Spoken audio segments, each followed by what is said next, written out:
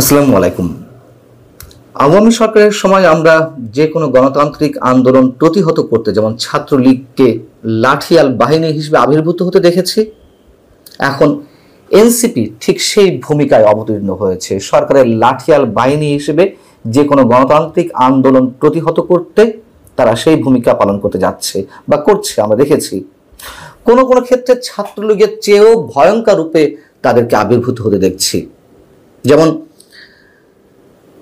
আন্তর্জাতিক শক্তির স্বার্থ রক্ষায় সরকার বিভিন্ন ধরনের পদক্ষেপ নিতে যাচ্ছে এমন অভিযোগ রয়েছে, যেমন রাখাইনের উদ্দেশ্যে করিডোর দেওয়া কিংবা চট্টগ্রাম বন্দরের মতন বন্দর বিদেশিদের হাতে তুলে দেওয়া পরিচালনা করার নামে এসবের বিরুদ্ধে তো বিভিন্ন রাজনৈতিক দল প্রতিবাদ করছে, তাদের অবস্থান জানিয়েছে। এইগুলোতে যারা আন্দোলন শুরু করেছে, যেমন বন্দরে, চট্টগ্রাম বন্দরে শ্রমিকরা অবস্থান কর্মসূচি পালন করছে, সরকারি নতুন যে অধ্যাদেশ কর্মচারীদের জন্য সেটার বিরুদ্ধে যে আন্দোলন চলছে, সেগুলোতে জাতীয় নাগরিক কমিটি হুঙ্কার দিচ্ছে, হুঁশিয়ার উচ্চারণ করছে। কেন, কি কারণে, তাদের স্বার্থটা কোথায়, আসছে সে বিষয়ে। এখন সারা দেশে যে আলোচনার বিষয়টি তা হচ্ছে সরকারি কর্মচারীদের ক্ষেত্রে সরকার যে নতুন অধ্যাদেশটি জারি করেছে সেটার বিরুদ্ধে যে আন্দোলন চলছে, সেটাই তো। সেই অধ্যাদেশে আসলে কি বলা হচ্ছে? যা বলা হচ্ছে তা তো একেবারেই সংবিধান পরিপন্থী এবং ট্রেড ইউনিয়ন করার ক্ষেত্রে সম্পূর্ণ বিরোধী, এমনই একটি কালাকানুন। বিশেষজ্ঞরা তেমনটা বলছেন। এই অধ্যাদেশে বলা হচ্ছে শৃঙ্খলা পরিপন্থী কোনো কাজ করলে, কাজে বাধা সৃষ্টি করলে, ছুটি ছাড়াই কর্মক্ষেত্রে অনুপস্থিত থাকলে কিংবা অন্য কাউকে অনুপস্থিত থাকতে উৎসাহিত করতে কিংবা কর্তব্য পালন না করার জন্য কেউ উস্কানি দিলে তাদেরকে চাকরিচ্যুত করার মতন বিধান যুক্ত করা হয়েছে। আত্মপক্ষ সমর্থনের তেমন একটা সুযোগ এখানে রাখা হয়নি। 3 ধরনের শাস্তির কথা এখানে বলা হচ্ছে, আপনারা নিশ্চয়ই এর মধ্যে জেনেছেন। একটা হচ্ছে সরাসরি বরখাস্ত করা যেতে পারে, অব্যাহতি দেওয়া যেতে পারে এবং পদাবনতি বা বেতন কাঠামো কমিয়ে আনা। এগুলোর ক্ষেত্রে কি বলা হচ্ছে? প্রথমে কারণ দর্শানোর নোটিশ দিতে হবে বা কর্তৃপক্ষ দেবে, তারপর 7 দিনের মধ্যে জবাব দিতে হবে, তারপরে আবারও তার বিরুদ্ধে শাস্তির জন্য কেন পদক্ষেপ নেওয়া হবে না যদি সন্তুষ্ট না হয়, তারপর চাকরিচ্যুতের মতন যে কোনো দণ্ড কর্তৃপক্ষ দিতে পারবে। এখানে বলা হচ্ছে কি যে এই যে এর বিরুদ্ধে আপিল করতে পারবে, মানে উচ্চপদস্থ যে কর্তৃপক্ষ তাদের বিরুদ্ধে, মানে সেখানে আপিল করতে পারবে, কিন্তু কর্তৃপক্ষ ইচ্ছা করলে সে আপিল তারা মানে গ্রহণ করতেও পারে, নাও করতে পারে। না করার সম্ভাবনায় বেশি, মানে একচ্ছত্র আধিপত্য দিয়ে দেওয়া হচ্ছে তাদেরকে। আপিল করতে পারবে ঠিকই, তবে আবার রাষ্ট্রপতি যদি কোনো ধরনের আদেশ দিয়ে দেয় সেটির বিরুদ্ধে আর কোনো আপিল করা যাবে না। কেন এটি করা হচ্ছে? এই সময়ে বলা হচ্ছে যে কর্মকর্তা কর্মচারীরা যেভাবে লাগাম ছাড়া চলছেন, যখন তখন প্রশাসনকে অস্থির করার চেষ্টা করছেন, এটা কাম্য নয়। যারা অনিয়ম দুর্নীতি করার চিন্তা করবেন তারা সংশোধিত আইনে কিছুটা হলেও ভয় থাকবেন। এটি বাস্তবতা, এটি স্বীকার করে নিতে হয়। সরকারি কর্মকর্তা বা কর্মচারীরা যে কোনো সময় যে কোনোভাবে আন্দোলনে যায়, এটা নিঃসন্দেহে সরকারের বিভিন্ন ক্ষেত্রে কাজের বাধা সৃষ্টি হয়, কিন্তু সেইগুলো প্রতিরোধের জন্য তো আইন রয়েছে। সেগুলো কার্যকর না করে কেন এইভাবে মানে শর্ট নোটিশেই 14 কার্য দিবসের মধ্যে তাদেরকে শাস্তির আওতা আনতে পারবে, কেন তারা আপিল করতে পারবে না রাষ্ট্রপতির আদেশের বিরুদ্ধে? এই জন্যই এগুলোকে কালা কানুন বলা হচ্ছে। যারা আন্দোলন করছেন তারা কি বলছেন? এবং মজার কথা হচ্ছে, একটু বলে রাখি, এই অধ্যাদেশটি কিন্তু সরকারের সব কর্মকর্তা কর্মচারীদের জন্য নয়, শুধুমাত্র কর্মচারীদের ক্ষেত্রে।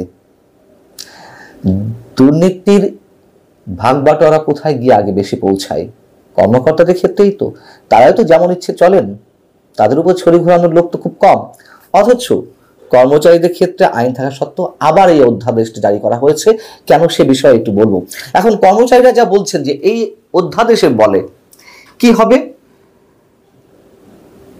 তাদের উপরে যে কোনো নিবর্তনমূলক সিদ্ধান্ত চাপিয়ে দেওয়া সম্ভব হবে, মত প্রকাশের অধিকার ক্ষুণ্ণ হবে, সভা সমাবেশ কিংবা কর্মবিরতির মতন কোনো প্রতিবাদ কর্মসূচি তারা করতে পারবে না, যেটি বলছিলাম, যা সংবিধানের একেবারেই পরিপন্থী।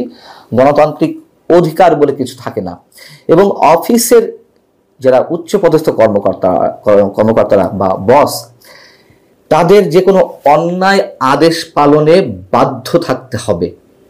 পক্ষান্তরে তো তাই, যে আমি অফিসের বস, আমার কোনো কর্মচারী তাকে আমি কোনো অন্যায় আদেশ দিলাম, তিনি করলেন না, তাকে যে কোনো অজুহাতে আমি যে কোনোভাবে আটকে দিতে পারি, চাকরি থেকে বরখাস্ত করে দিতে পারি, সেই সুযোগটি তো রাখা হচ্ছে। এখন বিষয় হচ্ছে, সরকার যেটি বলছিল যে সরকারের এই কর্মচারীরা বিভিন্ন সময় লাগাম ছাড়া আন্দোলন করছে, তাদেরকে ঠেকিয়ে রাখা যায় না, তাদেরকে একটা বাইন্ডিংসের মধ্যে আনার জন্য এই ব্যবস্থা। আসলে কি তাই?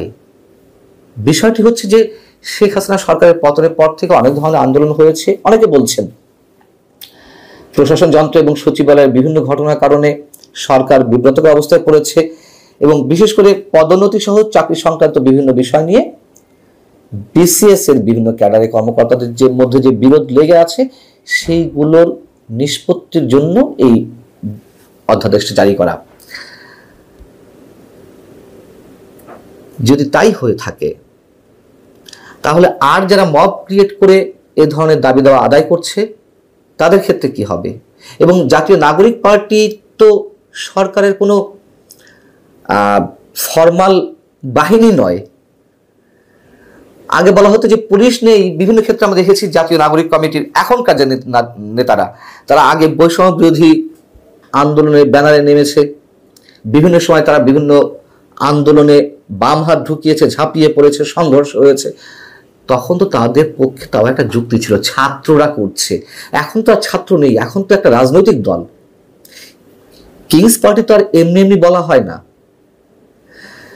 তো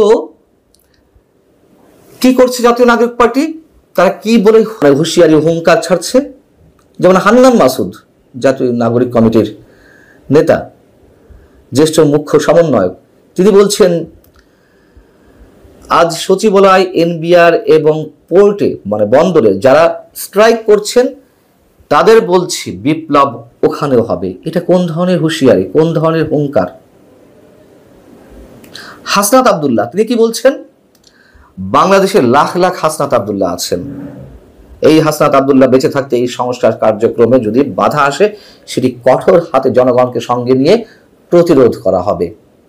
আপনারা এটি ভাববেন না যে আপনাদের বিকল্প নাই, সরকারকে যদি জিম্মি করেন সেটার পরিস্থিতি ভালো হবে না। তার এই কথাগুলোর মধ্যে সব লুকিয়ে আছে। এক নম্বর হচ্ছে,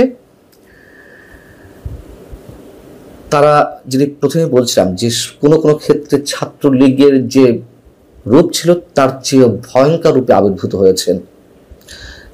বন্দরে যারা অবস্থান কর্মসূচি করছেন, তারা তো শান্তিপূর্ণ অবস্থান কর্মসূচি করছেন, তাদের উপরে ঝাঁপিয়ে পড়তে হবে কেন? সচিবালয়ে যারা আন্দোলন করছেন, তাদের সঙ্গে তো আলোচনার পথ একেবারে নেই বললেই চলে। সরকারের সংশ্লিষ্ট কর্তৃপক্ষের সঙ্গে তারা আন্দোলন করছে, তাদের সাথে তারা বসবে। এখানে এনসিপি কেন বাহাত ঢুকাবে? এবং হাসনাত আব্দুল্লাহ বারবার বলে আসছেন গত 2-3 দিন ধরে যে ভাববেন না আপনাদের বিকল্প নেই, বিকল্প খুঁজে নিতে আমরা পারি। কি বিকল্প? আরেক নেতা জাতীয় নাগরিক পার্টির, তিনি আবার ফেসবুকে স্ট্যাটাস দিয়েছেন, যারা এই আন্দোলন করছে তাদের এই অধ্যাদেশের মাধ্যমেই বরখাস্ত করে নতুন লোকজন নিয়োগ দেওয়া হবে বা নিয়োগ দেওয়ার জন্য আবেদন জানাচ্ছে। কাদের নিয়োগ দেওয়া হবে? কোত্থেকে নিয়োগ দেওয়া হবে? কিভাবে নিয়োগ দেওয়া হবে? সেগুলোর তো কোনো প্রশ্ন আমরা তুললেও উত্তরগুলো খুঁজে পাই না। এবং এতদিন আমি তো বলে আসছিলাম যে করিডোরের ক্ষেত্রে সবাই কথা বলছে, সবাই, কেউ বলিষ্ঠ কণ্ঠে, কেউ চাপা কণ্ঠে, কেউ নরম সুরে বলছে। তো অন্তত দেশের স্বার্থে না বললে, কথাগুলো না বললে তারা প্রশ্নবিদ্ধ হবেন, এই কথাটুকু অন্তত তারা বুঝতে পারছেন, যারা চাপা স্বরেও বলছেন, ক্ষীণ কণ্ঠে বলছেন। কিন্তু এনসিপি জাতীয় নাগরিক পার্টির নেতারা এখনো পর্যন্ত একটা মানুষও করিডোরের বিরুদ্ধে বলেনি। বন্দর বিষয় এখন তারা তো সরাসরি সরকারের পক্ষে নেমেছে, যেটার বিরুদ্ধে পুরো সাধারণ মানুষ অবস্থান নিয়েছে যে বিদেশিদের হাতে বন্দর তুলে দেওয়া যাবে না। বন্দর যেভাবে পরিচালিত হচ্ছে দেশীয় প্রতিষ্ঠান দিয়েই লাভজনক, যথেষ্ট লাভজনক অবস্থা রয়েছে। সবচেয়ে বড় কথা, এই অনির্বাচিত সরকার এ ধরনের সিদ্ধান্ত নেবে কেন? কিন্তু তাদের সেই সব সিদ্ধান্তে এনসিপি এখন প্রকাশ্যে নেমেছে। এই জন্যই বলছিলাম যে ছাত্রলীগের চেয়েও ভয়ঙ্কর রূপে তারা আবির্ভূত হয়েছে। এগুলো করে তো কোনো সরকার দীর্ঘদিন ক্ষমতায় টিকে থাকতে পারেনি। এই সরকারের পতনের কথা অনেকেই বলার চেষ্টা করছেন। যা যা ঘটছে তাতে সরকার নিজের পায়ে নিজে কুড়োল মারছে, এবং তাতে আলো বাতাস পানি দিচ্ছে এনসিপি। সরকারের পতনটাকে সম্ভবত ত্বরান্বিত করছে তারাই। আল্লাহ হাফিজ, ভালো থাকুন।